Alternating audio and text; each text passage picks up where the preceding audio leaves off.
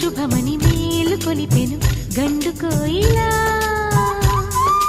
మంచి కబురు విని లాలి పదములు ఆలపించెను కొత్త ఊయలా. ఇంతలో కల పండగ, ఇంటిలో తొలి పండుగ.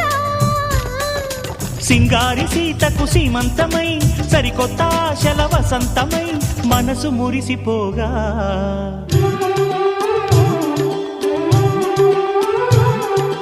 మావి చిగురు తిని నీకు శుభమని మేలు కొలిపెను గండు కోయిలా.